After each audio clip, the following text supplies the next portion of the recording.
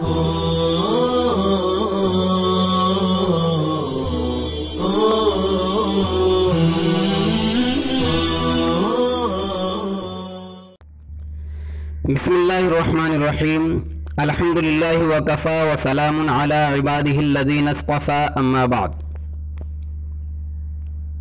फ़क़द क़ाल अल्लाहु तआला फ़ी कलामिहिल मजीद वल फ़ुरक़ानिल हमीद अल्लज़ीना आतैनाहुमुल किताब यतलूनहु हक़्क़ तिलावतिहि उलाइका युमिनून बिहि व क़ाल अयज़न फ़ी मौज़िइन आख़र वरत्तलनाहु तरतीला। क़ाल सय्यदुना अली रज़ियल्लाहु तआला अन्हु फ़ी तफ़सीर तरतील अत्तरतील हुवा तजवीदुल हुरूफ व मारिफ़तुल उक़ूफ़। व क़ाल अल-बैज़ावी रहमहुल्लाहु तआला फ़ी तफ़सीरि वरत्तिलिल क़ुरआन तरतीला अय जव्विदिल क़ुरआन तजवीदा। व अन इब्न मसऊद रज़ियल्लाहु तआला अन्हु क़ाल क़ाल रसूलुल्लाह सल्लल्लाहु अलैहि वसल्लम मन क़रअ हरफ़न मिन किताबिल्लाहि फलहु बिही हसनतुन वल हसनतु बिअश्रि अम्सालिहा ला अक़ूलु अलिफ लाम मीम हरफ़ुन लाकिन अलिफ़ुन हरफ़ुन व लामुन हरफ़ुन व मीमुन हरफ़ुन। व अनिल बराअ इब्न आज़िब रज़ियल्लाहु तआला अन्हु क़ाल समिअतु रसूलल्लाह सल्लल्लाहु अलैहि वसल्लम यक़ूल हस्सिनुल क़ुरआन बिअस्वातिकुम फ़इन्नस्सौतल हसन यज़ीदुल क़ुरआन हुस्ना औ कमा क़ाल अलैहिस्सलातु वस्सलाम सदक़ल्लाहुल अज़ीम व सदक़ रसूलुहुन नबियुल करीम। मेरे अज़ीज़ तलबा, अस्सलामु अलैकुम व रहमतुल्लाहि व बरकातुहू। हमारे मुल्क अज़ीज़ के हालात हमारे सामने हैं और बहुत ही नागुफ्ता-बे हैं कि तमाम ज़रूरियात ज़िंदगी ठप पड़ी हुई हैं। मिन जुमला उनके तालीमी वक्फ़ा इतना तवील हो गया कि तबीयतें बेचैन हो गईं और उचाट हो गई हैं। लेकिन अल्लाह ताला का शुक्र अदा करना चाहिए कि इस नाजुक ज़माने में भी हमारे जामिया के मुंतज़िमीन खुसूसन हज़रत नाज़िम तालीमात मौलाना मोहम्मद हुज़ैफ़ा साहब दामत बरकातुहुम की तालीमी फ़िक्रों के नतीजे में ऑनलाइन तालीम का जो सिलसिला जारी किया गया है लायक तारीफ़ है और लायक तक़लीद है कि इसके ज़रिए हम एक दूसरे से इफ़ादा और इस्तिफ़ादा कर सकते हैं। बहरहाल आप लोगों की खिदमत में दर्जा अरबी चहारुम की तजवीद से मुताल्लिक़ किताब अल-मुक़द्दमतुल जज़रिया के असबाक़ मेरे हवाले से पेश किए जाएंगे इंशाअल्लाहुल अज़ीज़। तो मैं हुसैन अहमद मारूफ़ी आप लोगों से मुअद्दबाना दरख्वास्त करता हूँ कि आप मौके को गनीमत समझते हुए इस्तिफ़ादा करें। अज़ीज़ तलबा, आप लोग चूँकि तजवीद के एतबार से मुंतही तलबा हैं, इसलिए किताब शुरू करने से पहले मबादियात तजवीद का जानना बेहद ज़रूरी है।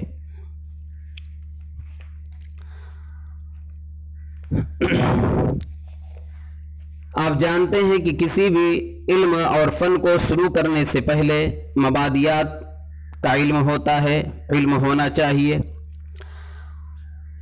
तो किसी फ़न को शुरू करने से पहले उमूर अशरा यानी 10 बातों का जानना ज़रूरी होता है ताकि उस इल्म और फ़न में मुकम्मल बसीरत हासिल हो। उन्हीं को मबादी अश्र कहा जाता है। अल्लामा इब्नुल अंबारी रहमतुल्लाह अलैह ने उन मबादी अश्र को इन अशार में जमा किया है। समात फरमाएं, इन्ना मबादी कुल्ल फन्निन अशरह अल हद्द वल मौज़ूअ सुम्मा अस्समरह अल इस्म वल इस्तिमदाद व हुक्म शारिई व फ़ज़्लुहु व निस्बतु वल वाज़िई वल मसाइल वल बअज़ बिल बअज़ इक्तफ़ा व मन दरल जमीअ फ़इज़ शरफ़ा। यानी किसी भी इल्म को शुरू करने से पहले इल्म का नाम, तारीफ़, मौजू, गर्द व गायत, फ़ायदा और समरा, अरकान, फ़ज़ीलत, वाज़िईन, हुक्म यानी हुक्म शरई, अहकाम व मसाइल और तकमीमन लिल फ़ायदा 11वीं चीज़ माखज़ को भी जान लेना चाहिए ताकि इस फ़न के अंदर मुकम्मल बसीरत हासिल हो।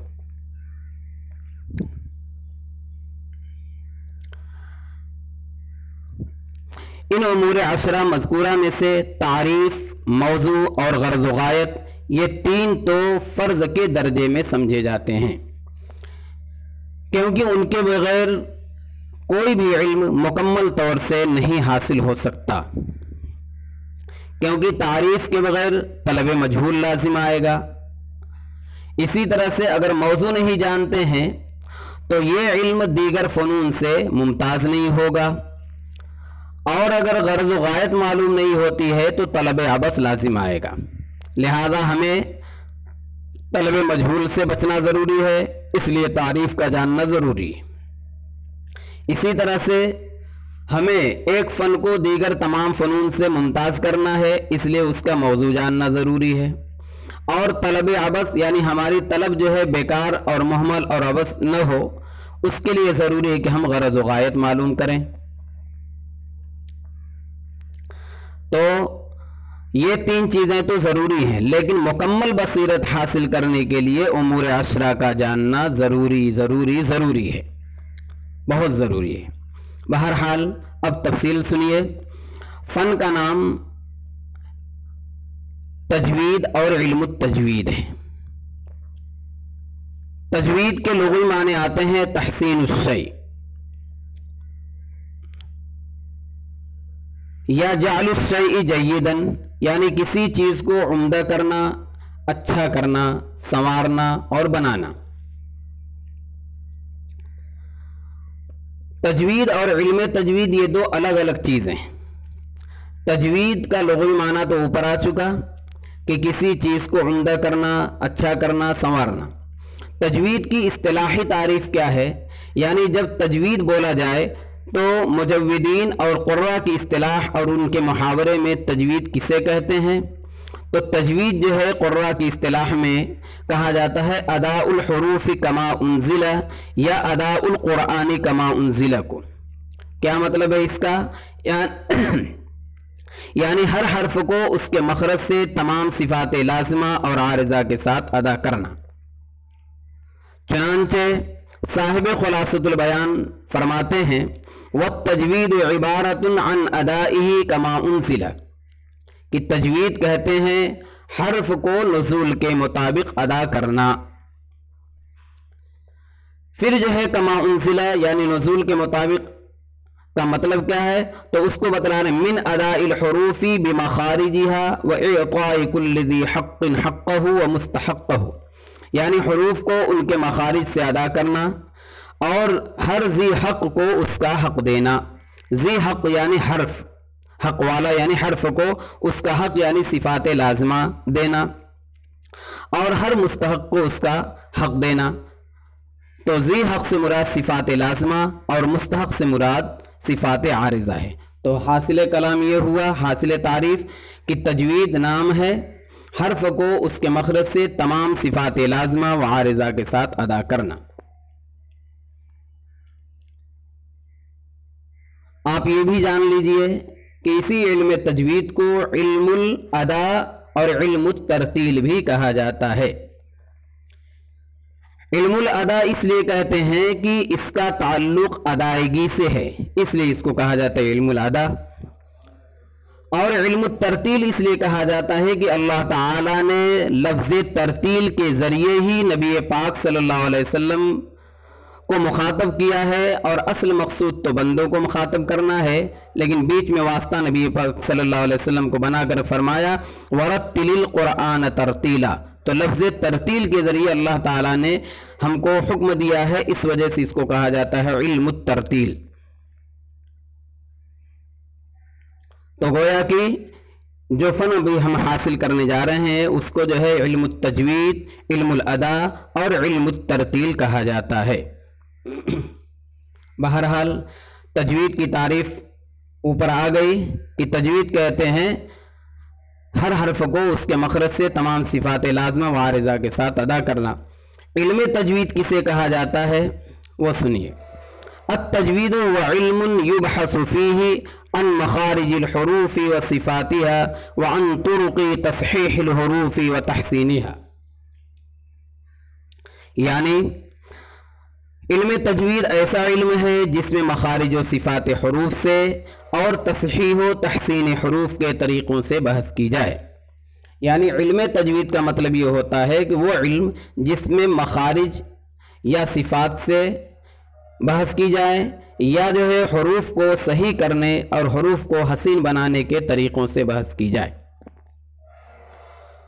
تو اس تفصیل سے یعنی ہم نے جو تجوید اور علم تجوید جو دو تفصیل کی ہے، اس تفصیل سے ہمیں یہ سمجھ میں آیا کہ تجوید کی دو قسمیں ہوئی، تجوید عملی اور تجوید علمی۔ تجوید عملی کا مطلب ہوتا ہے کہ حروف قرآنیہ کو مقررہ مخارج سے مع جمیع صفات لازمہ و عارضہ اور مقررہ اصول و قواعد کے ساتھ ادا کرنا۔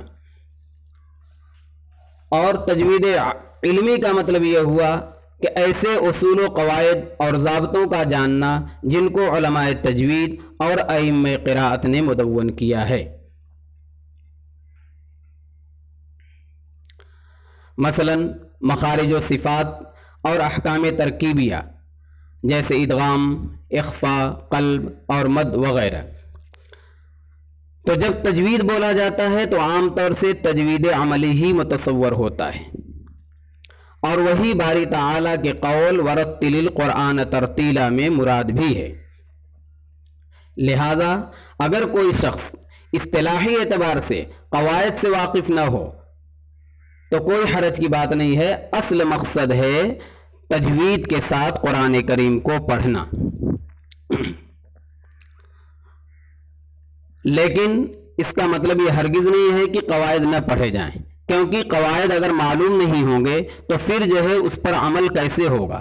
اسی لیے اس اعتراض کا جواب دینے کے لیے صاحب خلاصہ نے ایک لفظ استعمال کیا ہے لِأَنَّ الْعَمَلَ فَرْعٌ لِلْعِلْمِ، کہ عمل علم کی فرع ہے، یعنی عمل علم کے بعد ہی وجود میں آتا ہے، لہذا علم بھی ضروری ہے۔ تو ہمارے لیے دونوں چیزیں ضروری ہے، تجوید علمی بھی اور تجوید عملی بھی۔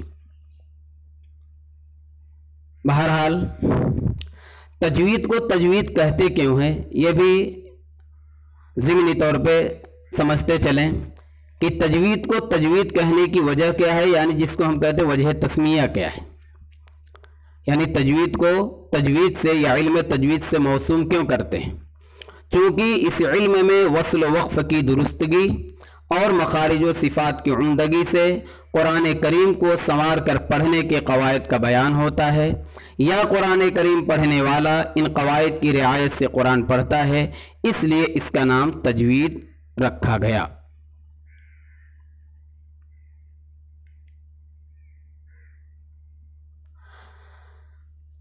دو باتیں آپ کے سامنے آئی، ایک تو علم کا نام تجوید اور دوسرے جو ہے اس کی تعریف، تیسرے نمبر پہ موضوع جاننا ہے۔ اور آپ کو یہ بات بخوبی معلوم ہے کہ ہر چیز کا موضوع وہ عوارض ذاتیہ کہلاتے ہیں جن سے اس چیز میں بحث کی جاتی ہے، لہذا تجوید کا موضوع ہوا الحروف الہجائیۃ القرآنیہ من حیث المخارج والصفات، یعنی تجوید کا موضوع قرآن کریم کے حروف تہجی ہیں مخارج و صفات کے اعتبار سے، کیونکہ تجوید میں حروف قرآنیہ کے انہی حالات و اوصاف اور عوارضات سے بحث کی جاتی ہے، لہذا یہی اس کا موضوع بنیں گے۔ یہاں ایک مسئلہ یہ بھی ہے کہ تجوید کا موضوع صرف قرآن کریم کے حروف تہجی ہیں یا احادیث کے بھی حروف تہجی شامل ہیں؟ تو بعض حضرات نے قرآن کریم کے حروف تہجی کے ساتھ حروف احادیث کو بھی شامل مانا ہے۔ چوتھے نمبر پہ آپ کو غرض و غایت جاننا ہے۔ اولاً تو آپ یہ سمجھیے کہ غرض و غایت ایک ساتھ بولا جاتا ہے، لیکن دونوں میں حقیقتاً فرق ہے۔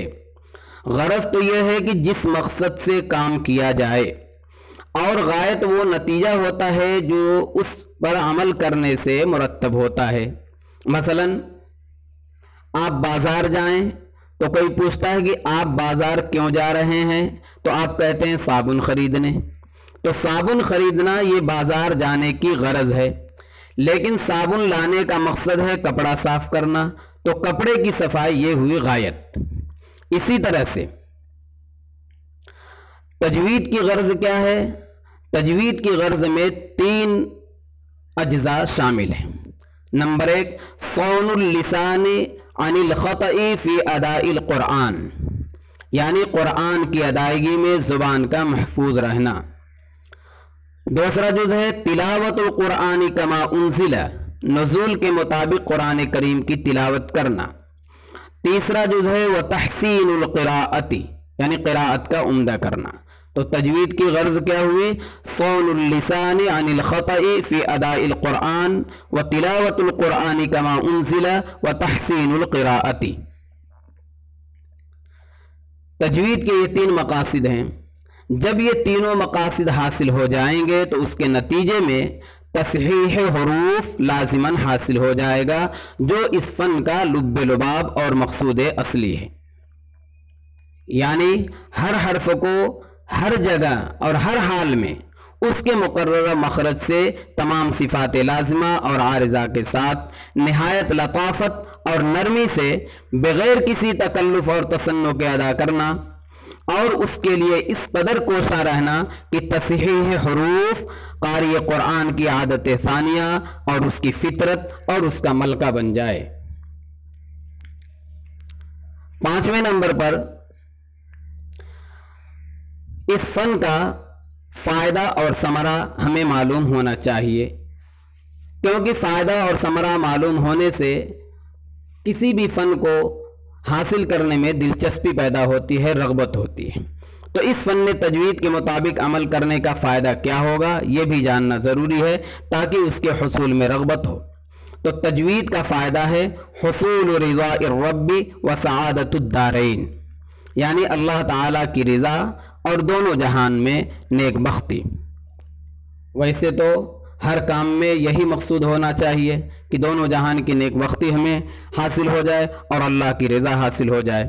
بہرحال تجوید کے مطابق عمل کرنے کا فائدہ اور ثمرہ یہ ہوگا کہ حصول رضا الرب و سعادت الدارین۔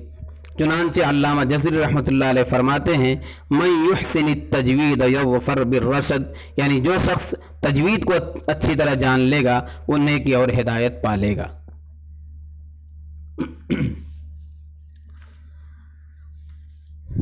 6 نمبر پہ ارکان ہے، ارکان تجوید، یعنی تجوید کے کتنے رکن ہیں۔